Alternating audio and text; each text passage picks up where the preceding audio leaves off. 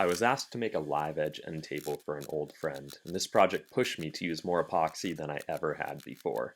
I picked up some key lessons along the way and made a few mistakes, so I figured I would share with you some tips that I learned from working with epoxy as I show you how this build came together. This project started with a maple live edge cookie slab. The first step was stripping off the bark and then tearing off the cambium layer with this wire wheel here. And then it was off to flattening with just a simple DIY router jig. I actually show how to make that jig in another video, but for this build, it was the perfect tool to get the slab flat and ready for the next step. Flattening the slab with this router jig didn't go perfectly at first. I took cuts that were too deep and left some burn marks. Next time I'm definitely going to take lighter passes, about 1/4 of an inch at a time, and make sure that my bit is sharp and clean before starting. After looking around after I used this router jig, I realized that this is probably the messiest tool that I have in my shop.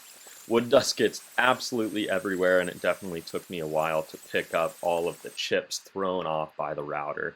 But taking the time to clean up is absolutely crucial because any dust left in the shop or floating in the air can actually ruin your epoxy pour. So take the time to clean it up before moving on to the next step. Even though my router bit left some pretty bad burn marks on the wood, thankfully my belt sander was able to take care of that pretty quickly. So I just used some 80 grit sandpaper on the belt sander and then moved on over to my random orbital sander. Another quick tip for you. These wax blocks here are game changers when it comes to sanding. They help clean up the sandpaper so you get a lot more life out of it, which is huge when you're sanding a crap ton like I was in this video. Okay, I promise we are almost to the epoxy part, so here's the first tip of what I learned about working with epoxy from this project. Preparation is everything. Getting a flat slab is crucial. Not only does it make the epoxy pour evenly, but it also prevents it from flowing over the edges and wasting material. Sanding it to the right grit, usually around 120 to 150, helps the epoxy bond properly to the wood. And making sure the surface is clean, so wiping it down with alcohol, ensures that there's no dust or oil that could interfere with the adhesion.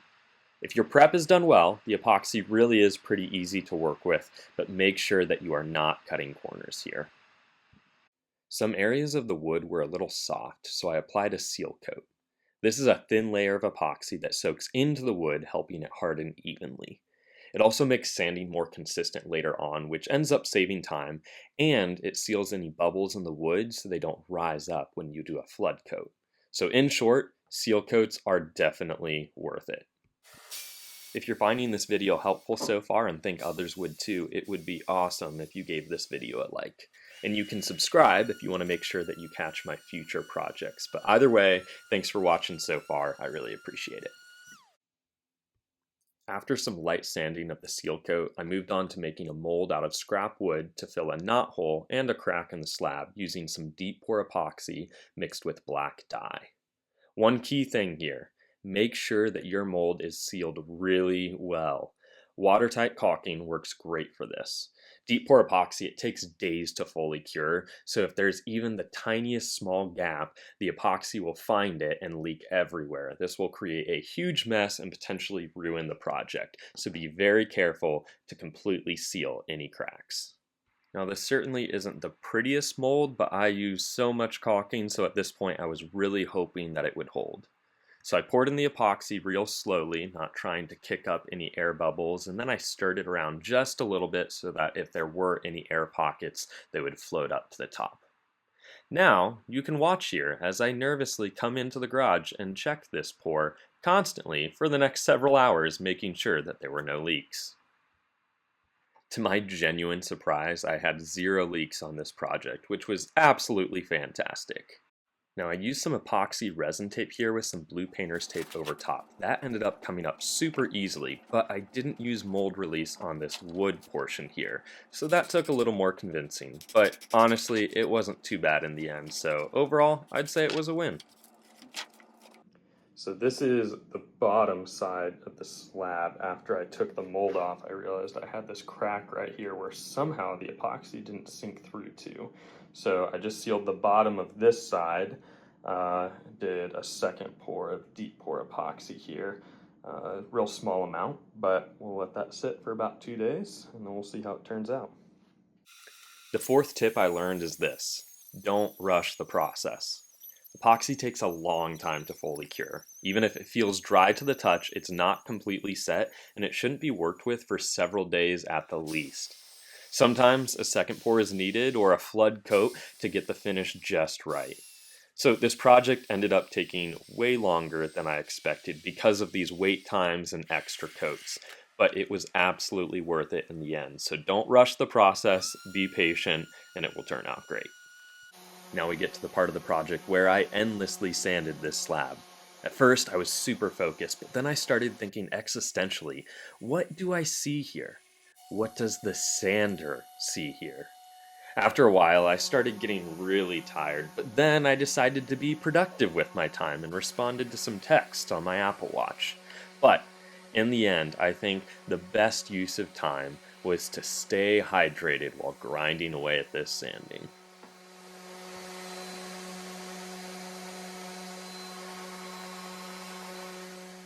At this point in the process, I noticed some really minor defects in the wood. So I mixed together some CA glue with some black dye and just filled those in and then sprayed it with activator so it dries immediately.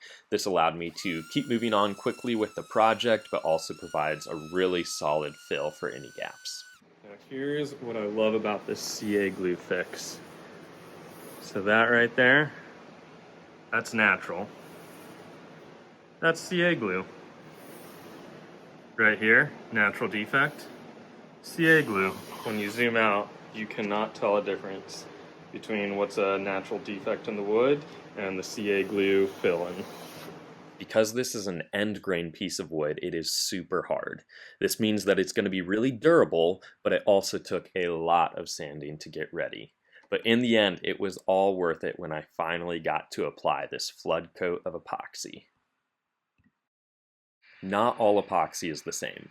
Tabletop epoxy, like the one I used for this flood coat, is great for a glossy finish, but it dries faster, is runnier, and tends to leave a lot more bubbles. It also can only be poured about a 1/4 inch thick at a time. Deep pour epoxy, on the other hand, can go up to 2 inches thick, and it leaves next to no bubbles because it takes a lot longer for it to dry. Runny epoxies are typically better for seal coats because they soak better into the wood. Understanding these differences and how to use each type makes it much easier to be successful when using epoxy in your projects.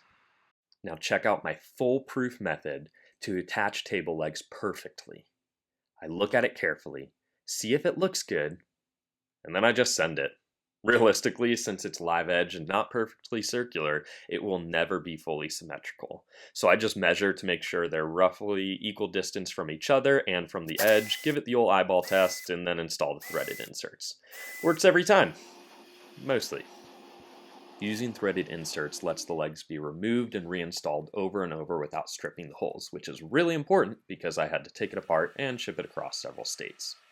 Overall, this project taught me a lot about working with epoxy, from prep to pours to patience. So thanks for watching along, and here is how the table turned out.